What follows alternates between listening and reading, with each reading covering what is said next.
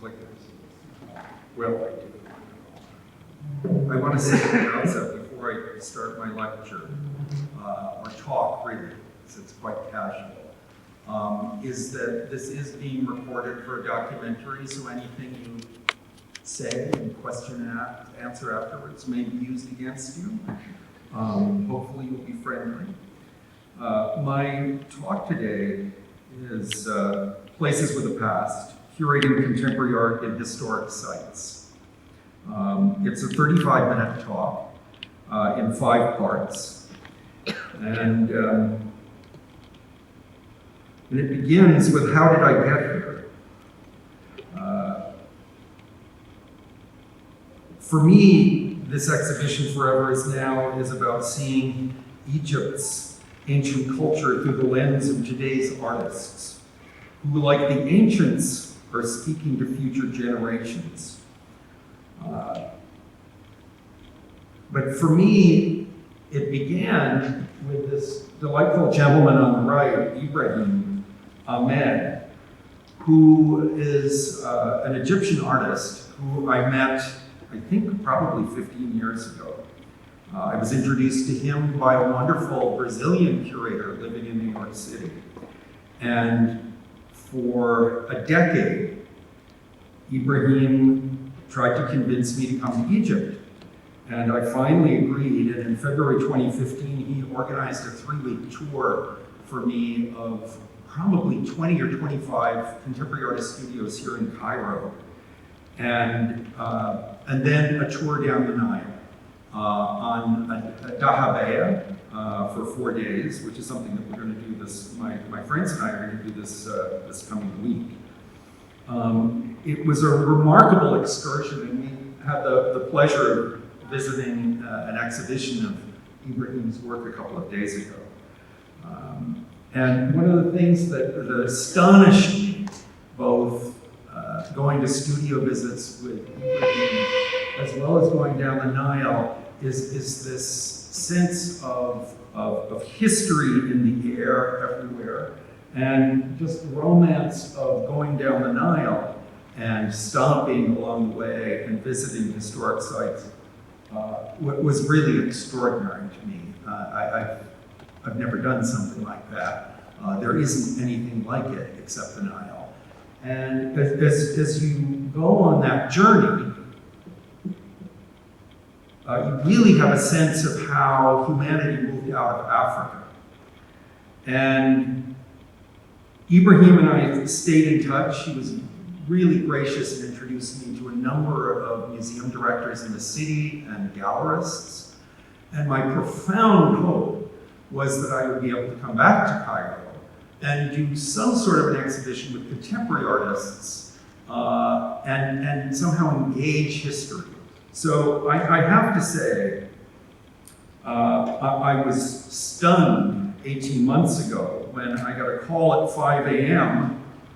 from Art to Egypt's founding director, Nadine Ghaffar, who told me that, with shock and amazement, that after a number of years of doing special exhibitions downtown in Cairo, that she had received permission to do an exhibition on the Giza Plateau.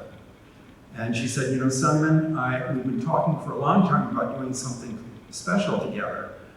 This isn't quite what we had in mind. This is remarkable. And I completely agreed with her.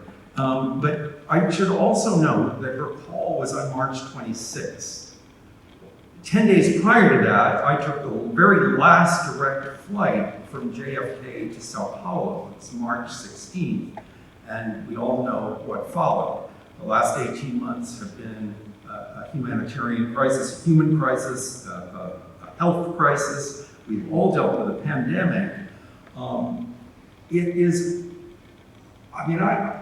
wow, let's curate a show on the Giza Plateau in the middle of a pandemic.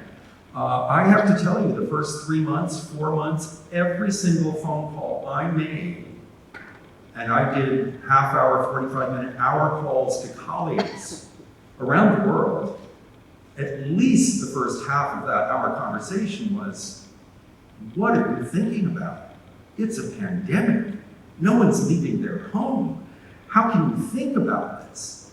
And slowly I sort of warmed up to that conversation because this is something the ancients faced.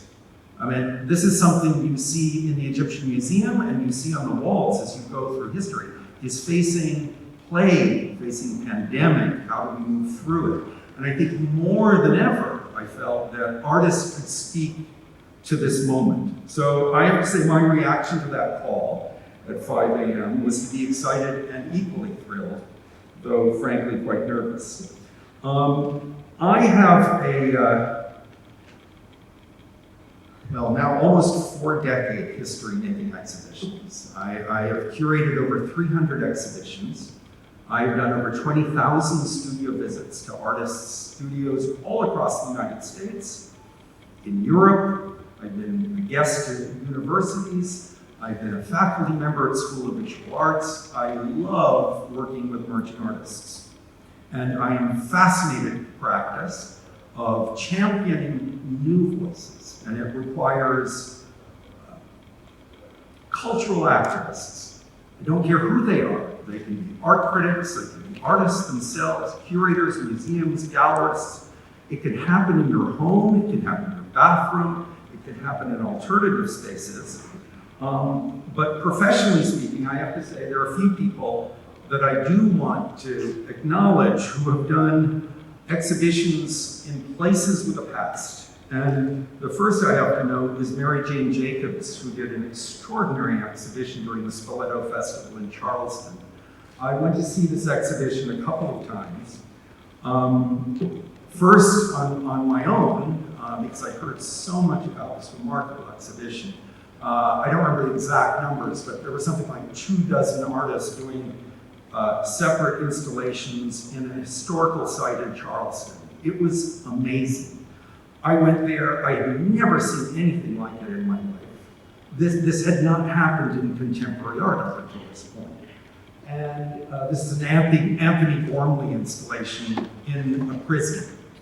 And Mary Jane is a genius, and this exhibition was remarkable. She had the full support of the Spoleto Arts Festival, and that's millions of dollars to do a project.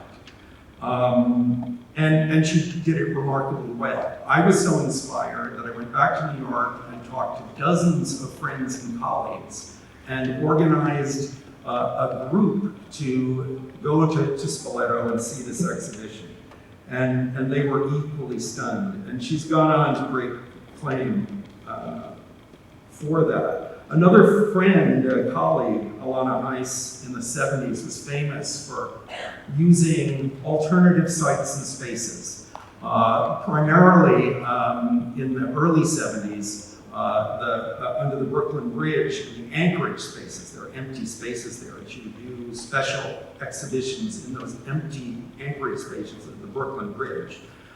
She went on to take over an abandoned school, PS1 in Queens, and which has gone on to great fame, and of course has been now not only formalized as an exhibition space, but in the last 5 or 6 years taken over by the Museum of Modern Art, so it's now MoMA, PS1, a remarkable achievement.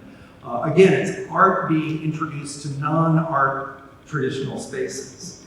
And it was my pleasure 7 years ago to be the international curator working with Marc Poitier on curating an exhibition, Feito por Brasileiros, made by Brazilians, at the former hospital Matarazzo in Sao Paulo. This was an abandoned hospital. This hospital was responsible for birthing 20% of the population of Sao Paulo. It is an enormous structure, an enormous place, and had been abandoned. And so for about 25 years, it had become a pigeon roost. And we walked through, and it was extraordinary. And we had the thrill of imagining 100 artists taking over individual wards and places. And again, this is a learning experience. It's thinking about challenging sites, you know? But I also have to say, this had the underwriting of a visionary real estate developer. This entire area is being turned into a high-end shopping mall. He's digging a 5-story car park underneath and building luxury hotels next to it and everything else. So it had a multi-million-dollar budget, so you can do that. And one of the artists I invited to work with us is Kenny Scharf, wonderful graffiti artist, well known from the 80s, but a superstar today. But a few sort of quick examples of things that we have done in historical sites. And here I'm showing a current project, and this is with Joan Trevisan, who is on the Giza Plateau now, who did this wonderful installation in this meditational courtyard in the Museum of Sacred Art in the middle of Sao Paulo. This is a 250-year-old building that is a practicing monastery. Nuns have been there for 250 years. They enter the monastery, they die in the monastery. The largest farm in Sao Paulo, a city the size of Cairo, grows all of its own crops in the back. I mean, it's a remarkable place, and all behind closed doors. Fabulous place, and it's about spirit. And I think Joan made a beautiful, beautiful work for that special site. And those are things that sort of inform my thinking, and informed my thinking as I talked with Nadine and talked with her team about the opportunity forever is now on the Giza Plateau. And these are members of Nadine's team, an all-women group, in an exhibition right now in downtown Cairo. I have to say, it's extraordinary working with Nadine. She is a cultural leader, both here in Cairo and Egypt, but I really think with this project, she steps into the international stage. It is my great hope that this exhibition is a starting point for her work, for Art Egypt's work, for international outreach. Culture is such an extraordinary way to build bridges of understanding so that we learn something about each other and we realize that there are commonalities. And I really think she does that every day in her championing of work. But I also think there is a social political aspect to this. It is extraordinary that it's a powerful team and it's all women in a society that's not necessarily open to powerful women and women with vision and women of leadership. And she is all of those things. And her team is remarkable all. I am so fortunate to live between New York City and Sao Paulo, two cities that I really love. And I work with a wonderful team of curators and critics and video makers. Some of the video makers are here today. I have to say, I thank Javier Alza, who's here. Javier, where are you? Can you raise your hand all the way in the back in the white shirt? Who has been so instrumental in putting this project together. So, Javier, thank you so much. And other members of my team who have worked on this, Raphael Spoor. Raphael, where are you? Over there. And folks in New York, Steve Bracco, Craig Hensela, and out on the West Coast in Los Angeles, Steve Sunderland, who's been responsible for design. You know, this core group and working with the Art Egypt group really thought through this project in a number of different layers. And I want to also acknowledge our documentary group, Diego Ajuz. Diego is our director. Raise your hand over there. And Luisa Hervey and Alba Salines. We have probably shot 100 hours of interviews and views of the exhibitions on the Giza Plateau and also the historical sites. We're going to spend 5 days on the Nile. They're going to be doing interviews there and also placing contemporary art in the thematic of the past, so we have that sort of view. And I have no doubt that in 18 months or more, we'll see the resulting documentary on the film festival circuit. I do want to thank the many partners and supporters and sponsors who've been involved with this project. And firstly, I want to thank the USA Ambassador, Jonathan R. Cohen, who's sitting here in front. Jonathan, please raise your hand. Thank you so much. I want everyone to know that the U.S. Ambassador, Jonathan R. Cohen, has been absolutely a rock, has been supportive of my activity in bringing me here, and Javier in December, and again for this occasion, but also supporting Art to Egypt. And I have to say, it is so important for government officials to understand the role they play in building bridges, in making connections, not just politics, not just businesses wanting to do business, all of which is important, and I respect it. But there is something about culture that touches people every day. And I also want to thank the Brazilian ambassador to Egypt, Antonio Patriota, and his curatorial liaison, Fernanda Mansour Tansini, because they have worked on our behalf, working with Joan Trevisan for his project. And I really do want to acknowledge the Egyptian government partners and UNESCO. Doing an exhibition on the Giza Plateau is really tough. And there are many rules and regulations. And it's an extraordinary site, it's a historical site, it's 4,500 years. Wherever you're walking, you know there's history below. It's been pointed out to me that if we dig any more than 10 centimeters, you're going to bump into artifacts, so you can't do that. So every aspect has been coached. And I really do thank our Egyptian government partners who allowed us to do this. Nadine has been a remarkable cultural ambassador in making understanding happen, explaining what contemporary art does. It is extraordinary seeing thousands of people at events, seeing this exhibition, seeing the artworks on the site in relationship with these great monuments. People are thinking in a different way. This is a way to introduce Egypt and Egyptian culture to the world in a new way. We all know it from 4 years old on, drawing a pyramid and, doing something in art class. We forget the immediacy of that. And I think contemporary artists on the Egyptian plateau remind us of themes that are embedded in these great historical sites. And there are a great many partners, as you can see.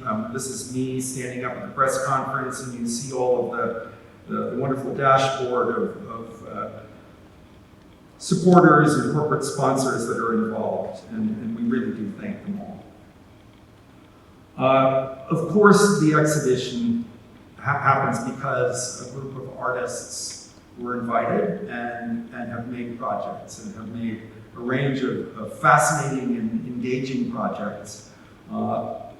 Wonderfully, they represent a number of places in the world, from South America, Joan Trevisan, Gisela Colon, from North America, the Americas represented there, but Alexander Ponomarev from Russia, JR from France, we have Lorenzo Quinn, Nasser, Shirin Girgis, born Egyptian, Schuster Mosley, Stephen Cox, and the Sultan bin Fahad.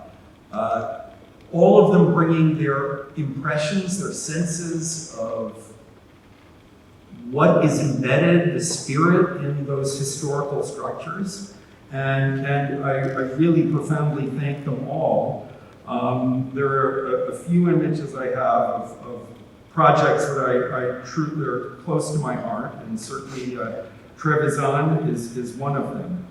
I think this boat timepiece is fabulous, and when you get up close to it, you see the sand inside and the pyramids in the background. And I had the loveliest talk with Shirin in the midst of pandemic, thinking about what she might do on the Giza Plateau. And she said, Simon, I want to think about music. I want to bring music to the plane. And so at the opening of the performance there's this suggestion of this musical instrument.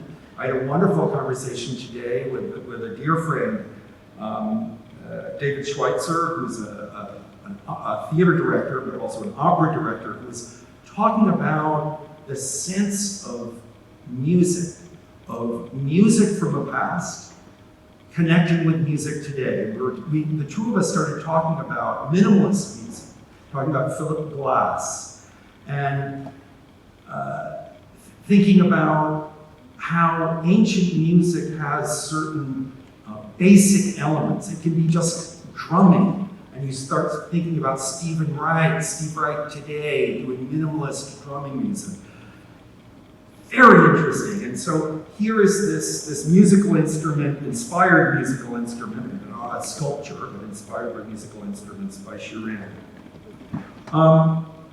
Tomorrow, I teasingly always say to artists and people in the cultural community, I'm a shark. I have no history. I don't care about the past. I'm swimming forward. I'm excited about what I'm going to see today. Like a shark, I swim to breathe. I look at new art to breathe, to sustain myself. I go to studios to sustain myself. I read what's in studios. I don't go to the movies. I don't watch television. I'm obsessive about reading the news.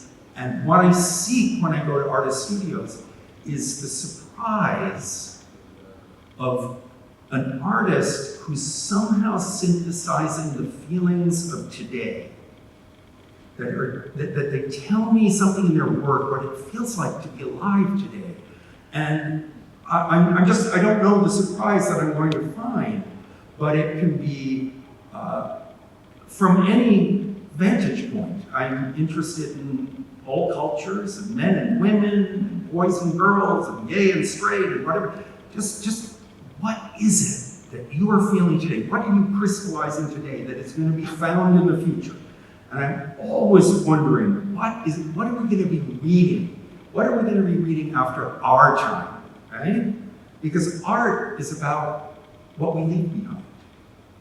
This whole site is about people believing and dreaming about the future, and I believe great contemporary artists do the same. That's where they connect. On a slightly base note, I also want to acknowledge that one of the great industries of Egypt is cultural tourism. One of the ways you can advocate for contemporary art today and the connection is driving cultural tourism. Hundreds of thousands of people have come in contact with Egyptian culture and thought about it differently in the last few days, and will in the coming weeks, because of the tremendous amount of media attention that has come to this exhibition, right? I mean, people are thinking about the Giza Plateau, and they're thinking about it in a different light. It's, wow, what does it mean? What does it mean to people today? And in that way, I think it's so important that that we engage with living artists. We think about the tomorrow. Because as the ancients knew, each new day was a divine gift. When the sun rises tomorrow and every day afterwards, let's be inspired. Let's make the most of our day. Let's make the most of our day because forever is now. And with that, I conclude my remarks, and I'm happy to take on any comment. Thank you so much for being here. Thank you, Nadine. And thank you, Art to Egypt. You have been amazing to work with because it was done on almost nothing.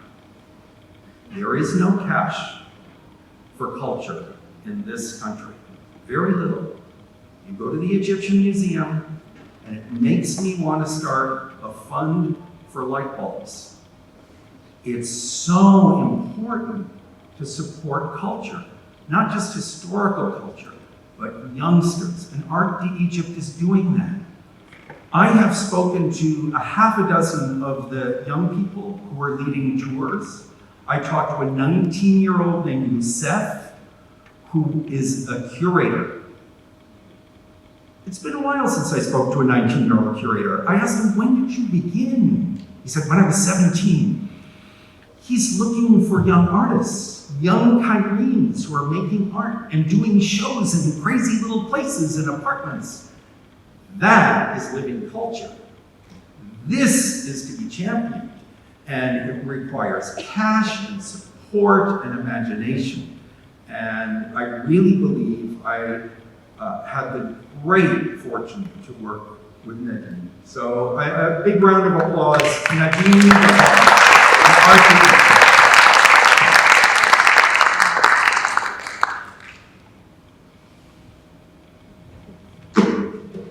Questions, comments, annoyances?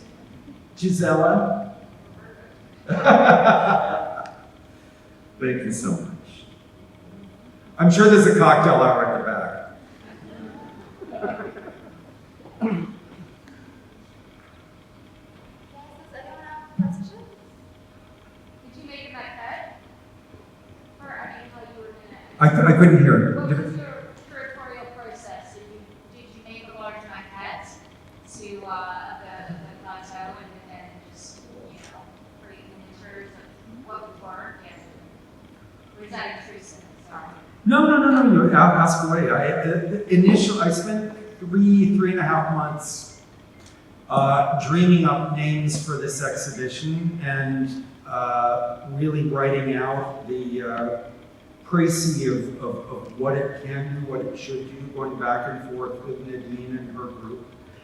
And then, really focused on Forever Is Now as this sort of crystallization. In the process of doing that, I had this idea initially of past, present, and future, and there were approximately 50 artists for that, detailing past, present, and future. Informed by these historical exhibitions, some of which I showed you here.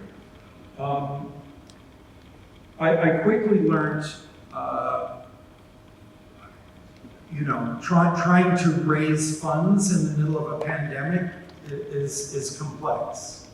And, so in the process of time as it passed, we focused on what was possible and really finding out what legion of people could get behind certain projects. So, it really was a winnowing process, and then exploring further as certain projects came into focus and some fell out because they couldn't get supported.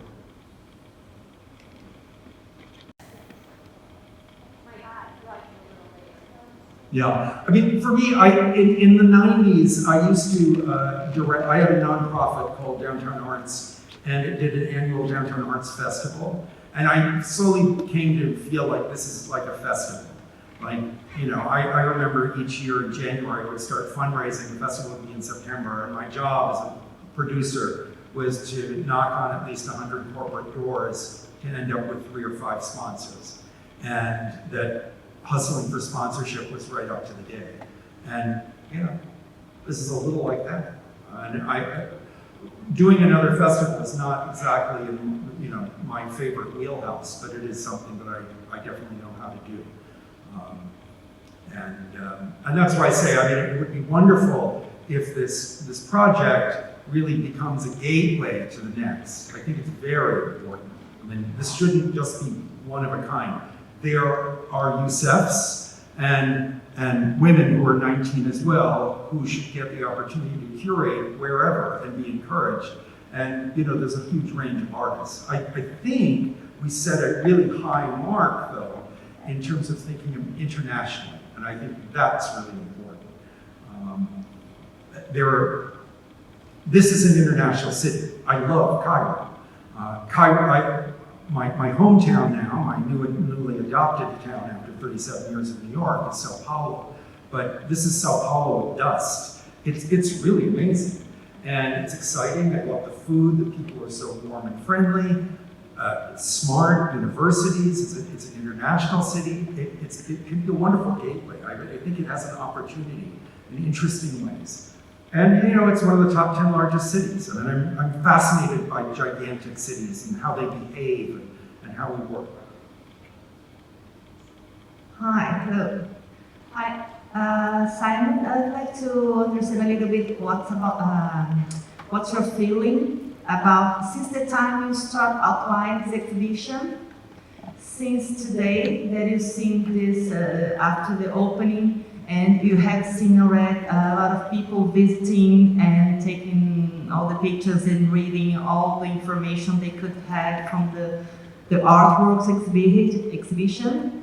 How is your feeling about this, all this way that you go through having this opening right now? And do you feel that have you succeeded to do exactly what you were thinking about?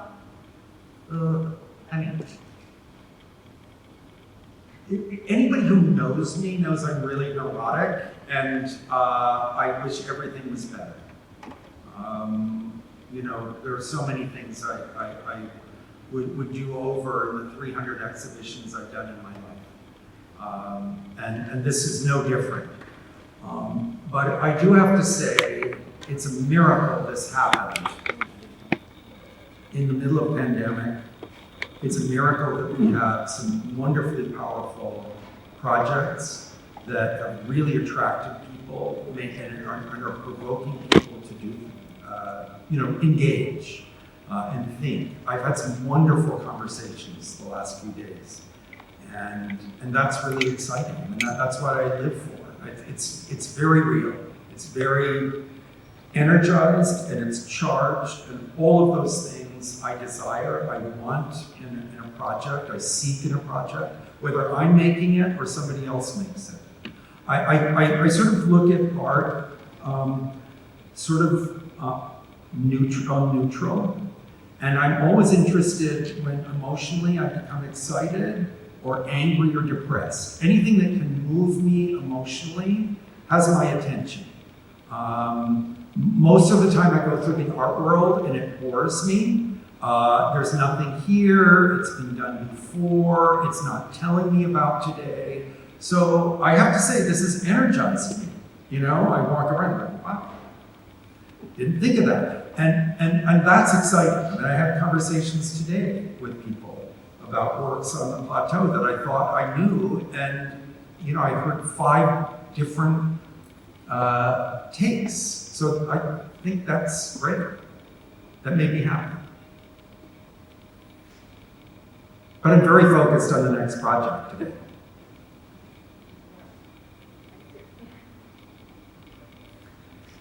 I have 3 museum shows coming up next year. So I'm going to do a very big exhibition with my team. There will be 13 street artists of Brazil. A new generation post Los Gêmeos. Everybody knows Los Gêmeos, they're fabulous, but Brazil is the graffiti country, and Sao Paulo is a graffiti town, and we're going to do a 3-month exhibition at the National Museum that looks like a flying saucer in Brasilia, and it will open with a 3-day arts festival. So we've got a 25-year-old woman skateboarder who's like an Olympic skateboarder who's empowering women and young women to skateboard, and we've got DJs and spoken word, and it's going to be thrilling. So it's just one example. And a bunch of shows, museum shows in Sao Paulo, and a number of I should say that graffiti show will probably be traveling next year to Los Angeles and to China. So I'm really interested in trying to get to Shanghai with a project. Those some quick ones off the top of my head.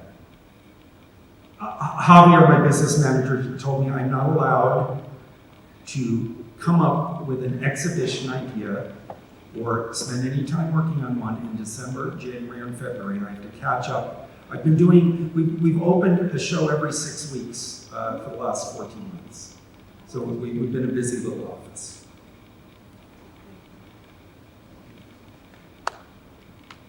Sir. Simon, you have to be very instrumental in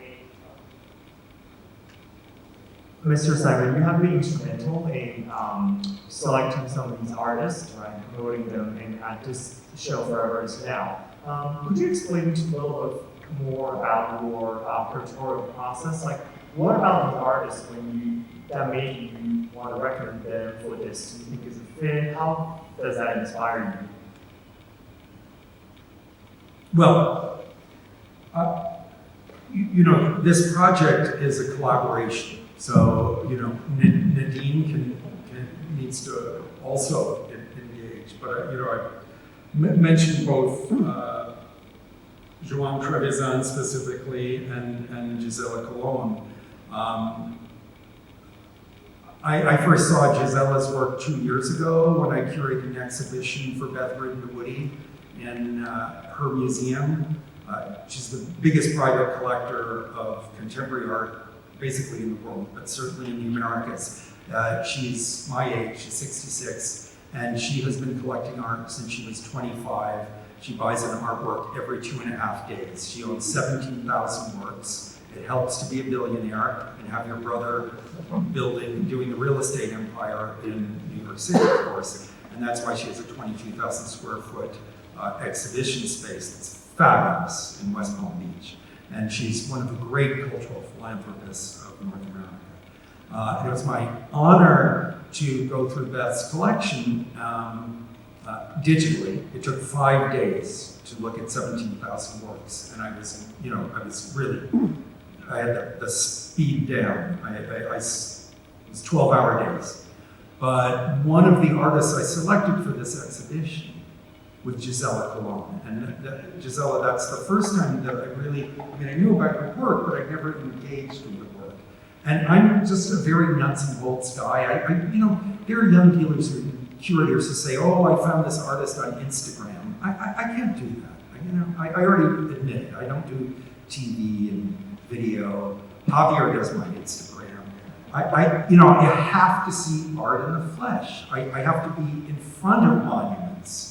Okay, Egypt is great, whatever. But it wasn't until a contemporary artist, literally, like 10 years he lobbied me to come here, that I saw the wonders of Egypt, that it blew my mind, and also that I saw these really wonderful artists. This is Nadine, anybody who doesn't know her, the fabulous Nadine.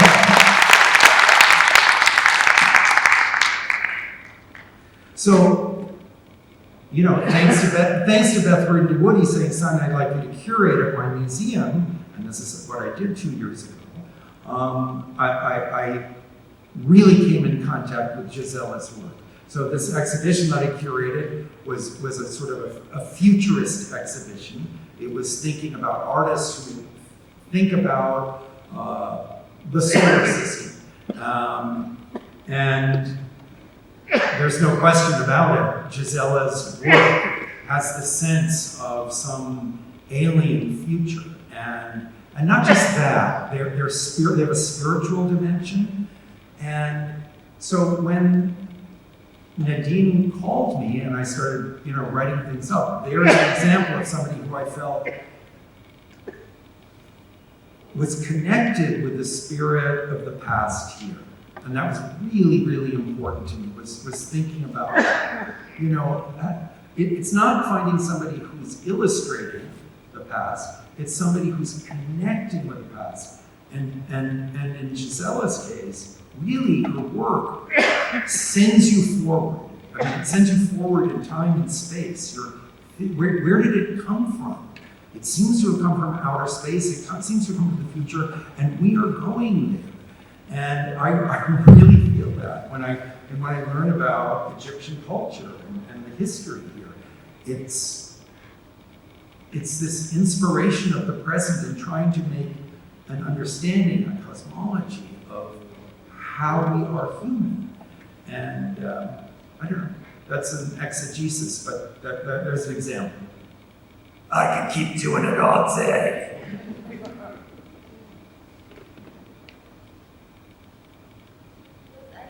any questions?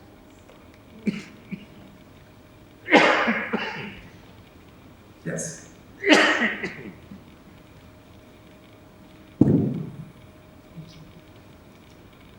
Fernanda Mansur from the Brazilian Embassy.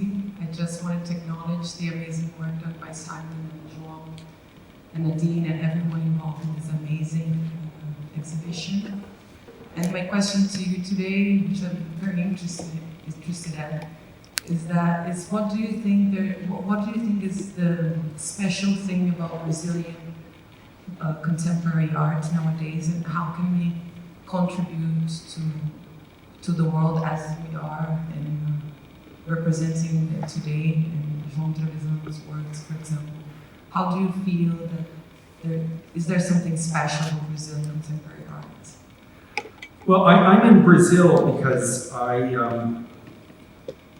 had the great good fortune to be friends with Marc Poitier, a French curator of note, and in whatever it was, 1992 or 93, Marc said to me, Simon, Tunga, the most famous Brazilian artist, had an exhibition of the Jeu de Paume in Paris. And rather than it going from Brazil to Paris and then back to Brazil to Rio, wouldn't it be great if, because you have your nonprofit and because you have an abandoned building in Soho, make an exhibition there? And that was the beginning of my engagement with Brazil. Tunga passed a few years ago from cancer, but it's through that relationship with Tunga, it was through making that exhibition in an abandoned building in Soho that he has acknowledged is one of the greatest exhibitions he ever did. It's one of the greatest exhibitions I've ever done as a solo show. It was staggering. Tunga was a door that opened. That relationship with Tunga, with Marc, Tunga's studio manager, Thiago Rocha Pita, is an artist who I became friendly with subsequently and did a first solo show in North America 5 years ago, introduced him to his new gallerist. I like to make connections. I'm in love with Brazil. I was born in Ottawa, Canada, British parents. When I was 6 years old, we transited through New York City. I fell in love with New York from the top of the Empire State Building. I swore to myself when I was, an adult that I would move to New York, and I did, to open a gallery. I've been in the art business all my life. I left New York and I left the United States to move to Brazil to live in Sao Paulo, because Sao Paulo for me has the energy of now. It has the energy of a new generation. There are huge university systems. There is a craziness among entrepreneurs and collectors there. There is a destruction of property and of neighborhoods where artists can colonize those neighborhoods. But as I already noted, I feel that energy in Cairo. I'm really interested in gigantic cities. I love big cities. I love Mexico City. If Sao Paulo throws me out, I'm going to move to Mexico City. But equally, I love Shanghai. I love Cairo. I mean, I would love to do something, annually or every other year or whatever. I mean, I just think this is a fabulous city. And it feels like an international city. I'm interested in international cities. I love London. It's one of my favorite cities, but it doesn't excite me. It's like a jewel box city. So I'm interested in cities that are a little bit of a wasteland. Berlin was that for a decade as a professor, graduate students all getting out of art school. Where are they going to go? Well, 2/3 of them went to Berlin for almost 10 years, and it was the city to go to. It's still a fabulous city, but it, you know, a little while back, it was easier to get there. So I'm very interested in those situations. So I would have to say, unless, I'm just interested in new voices. A dear friend, colleague, and art journalist sitting here, Barbara Pollack, is the leading expert on Chinese art. I went to China with Barbara for 3 weeks 2 years ago, and it was a revelation being in China. I've been to China before, hate the food in Beijing, not my city, but wow, did I fall in love with Shanghai. It is the city of the future. And again, it has that same MO, right? It's like, there are these cities that are generating really like a thrilling new generation. I'm not only interested in emerging artists, but I'm an expert in emerging artists. I've done 20,000 studio visits, so on a good day, I'm a good coach. But hugely respectful of artists of all ages. I've worked with 85-year-olds. It doesn't matter, but I am very interested in the new generation, the next generation, and not just artists. It's this Youssef and who's going to make our culture? So I think Brazilian art, my interest in Brazilian artists is that they are speaking globally right now. And in the past, I feel like they were dancing on the head of a pin, talking to each other. And I think the story has opened up. Brazilians are, new generation of Brazilian artists in the last 10 years are looking at their culture and going, holy shit, it's all about white guys. And we're a culture that's 90% have slave blood running through us. Where is the black voice? Where are women? Where, and having championed those kinds of those artists doing that same kind of practice since the 80s, it interests me a lot. That these new voices were coming forward and needed support, needed encouragement, and I feel that way about curators. I hired 12 curators to write essays on a show I did in July, August at the Museum of Sacred Art. I did a show of 12 artists, and I wanted 12 up-and-coming curators and critics to write. I'm very interested in the next generation. I'm interested in making bridges, and I'm talking with the School of Visual Arts that has a master's program in curatorial practice to start online dialogues between Sao Paulo and New York. Equally, who knows what project Nadine and I may come up with. It may have nothing to do with moving artworks around, but it might be about dialogue. Nadine is one of the great, I've already said, while you were gone, one of the great cultural diplomats. She's amazing at talking about art and what it means and what it can mean about your culture. And I think it's really important that curators are speaking to curators. So, as an elder statesman with a white beard, I can, and who's taught at 35 schools, I can have those sorts of relationships, and I think it makes a difference. I'm not country practiced. I'm very interested in who we are as a big people. I'm a humanist. I'm interested in all sorts of practice.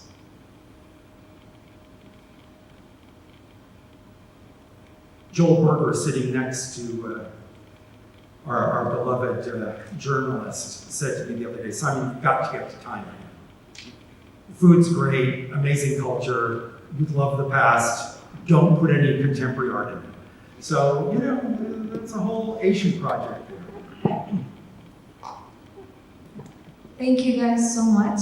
Thank you to Simon Watson, the incredible Simon Watson.